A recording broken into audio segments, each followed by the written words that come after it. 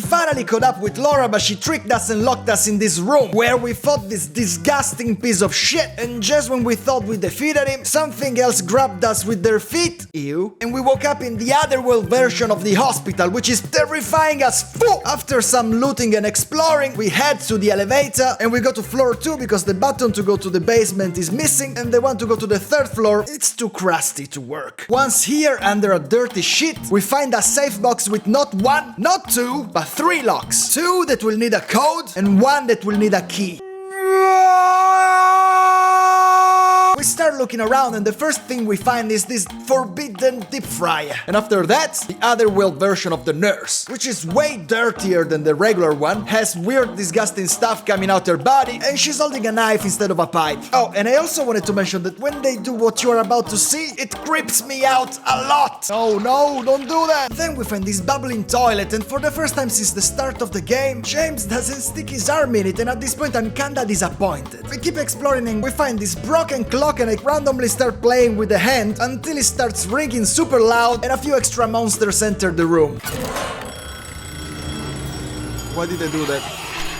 Why did I do that? We f***ed them up, and we demolish this wall to enter a patient's room. Here we find a hole in the wall with the message, "Watch it go dark," some pills in the sink, a hole in a door that show us the clock we played with before, and a page of a diary with a riddle on it. All these elements combined are the solution to open one of the locks, and I could lie to you and tell you that I immediately understood this, but since I'm sincere, I didn't. Because I just read the message and I didn't realize that there was the drawing of one of the locks in plain sight. So instead of going back to the safe box, I went to the 3rd floor. Here I get jump scared by a mannequin.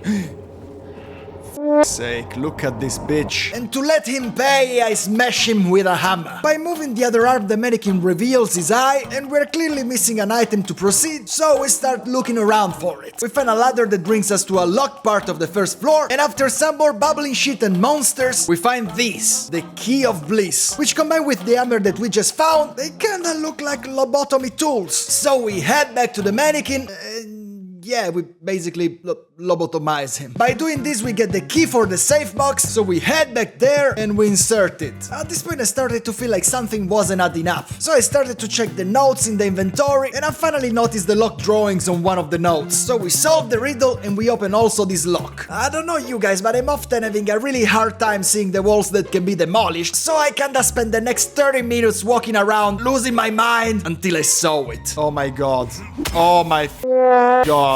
Oh my god. Then we managed to get this thing that I have no idea how to call. A dirty laundry trolley? Or a kitchen food warmer cart, maybe? Anyways, regardless of the name, it allows us to enter this locked room. After a few fights, I get jump scared by this radio.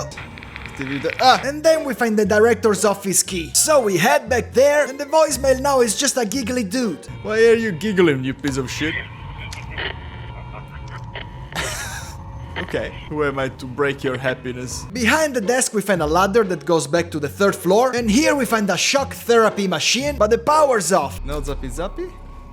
I guess not zappy zappy. So we walk around to find a way to activate it. We find a generator, we turn it on, and we go back to the machine. After activating it, the combination for the last lock appears, so we head back to the safe box. On the way I get jump scared by furniture.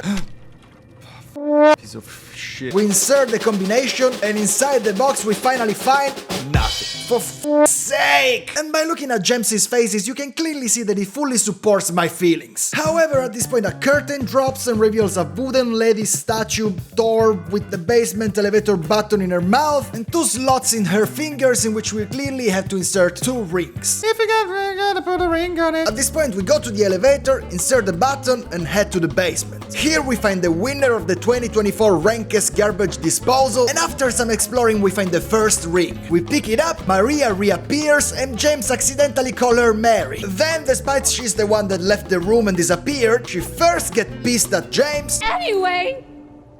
What do you mean, anyway? And then she starts playing the victim. She tells him that he should protect her and blah blah blah. So Simple James feels sorry, and now they're best friends again. Maria asks James about Laura, and James asks her why does she care so much about her and if she knows her. And Maria's like, nope, but I feel like it's my responsibility to protect her. And James is like, fair enough, and we start walking again. We head back to the 1st floor, Maria starts saying weird shit, and James is like, what are you talking about? We find a sort of freezer and James struggles to open it, so he gets kinda sassy. Think you could give me a hand? Maria makes fun of him first and then helps him. Inside we find shit smell and the second ring. So we head back to the second floor and I get jump scared by the lady door again.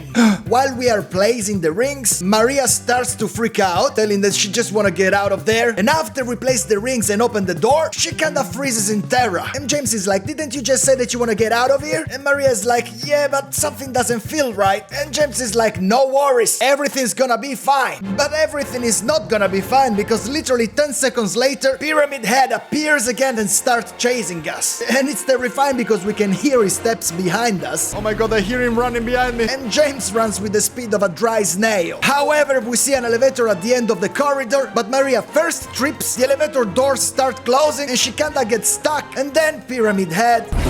Oh, no! So yeah, now we are alone again. I guess we are alone again. Alone again? You see, I said it. At this point, we're back to the first floor, and the soundtrack suspiciously reminds me of Paint It Black by the Rolling Stones.